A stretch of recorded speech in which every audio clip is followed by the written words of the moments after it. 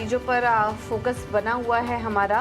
और इस बीच देश की दिग्गज बैंक एसबीआई के कल चौथी तिमाही के नतीजे आएंगे और एसबीआई के नतीजे इस लिहाज से भी काफ़ी इम्पोर्टेंट होते हैं क्योंकि मैनेजमेंट की तरफ से जो कमेंट्री आती है उसका कहीं ना कहीं पूरे सेक्टर का एक ओवरव्यू मिल जाता है कि किस तरीके से आगे उनकी वो ग्रोथ कैसे देख रहे हैं, एडवांस ग्रोथ कैसे देख रहे हैं और सेक्टर स्पेसिफिक ग्रोथ उन्हें कहाँ दिखाई दे रही है। ये देश के दिग्गज बैंक की तरफ से एक व्यू मिल जाता है। तो आज माफ कीजिएगा, आज एसबीआई के नतीजे आएंगे। नतीजे कैसे रह सकते हैं बताने के लिए हमारे साथ गौरव जुड़ चुके हैं। गौरव बताइए।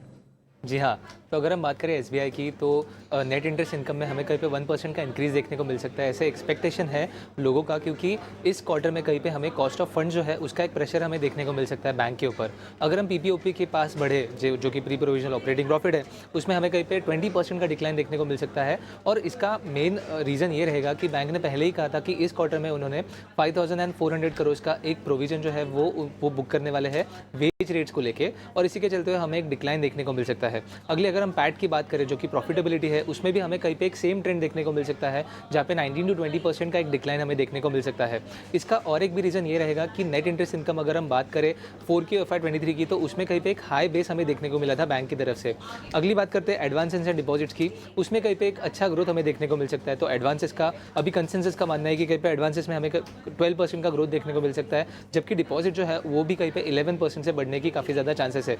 और इसी सब के चलते हुए अगर हम नेट इंटरेस्ट मार्जिन की बात करें तो कहीं पे हमें 5% का जो एक क्वार्टर ऑन क्वार्टर फॉल है नेट इंटरेस्ट मार्जिन से, वो कहीं पे देखने को मिल सकता है। ये जो नेट इंटरेस्ट मार्जिन है वो कहीं पे एक्सपेक्टेड है कि 3.15% के रेंज में रहेंगे इस क्वार्टर में बैंक के लिए।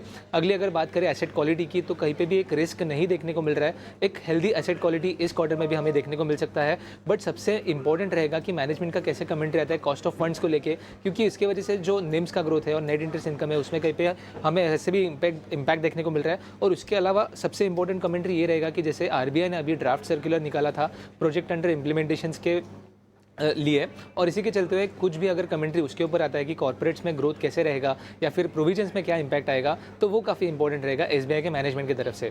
बट अगर हम नंबर्स की बात करें तो कहीं पे भी एक नेगेटिव सरप्राइज जो है वो एक्सपेक्टेड नहीं है इन्वेस्टर्स को। कहीं पे सब जो नंबर्स है वो फैक्टर्ड इन उनके तरफ से तो लग रहा है, तो इसी के ऊपर हम एसबीआई पे हमारी नज़र ज़रूर बनाए रखेंगे। ठीक है, तो एसेट क्वालिटी तो बेहतर रह सकती है, लेकिन ऑपरेशनली अगर नंबर देखेंगे तो कुछ कमज़ोर नज़र आ रहे हैं और ऊंचे बेस का भी फ़ायदा, हाई बेस का भी यहाँ पर नुकसान कंपनी को मिलेगा। इस वजह से हम देख रहे हैं कि एनआईए में मामूली 1% की बढ़त और बाकी सारे नंबर्स भी देखेंगे तो वहाँ पर डिक्लाइन नज़र आ रहा है। मुनाफे में 20% की डिक्लाइन यहाँ पर देखने को मिल सकती है। बाजार पर नज़र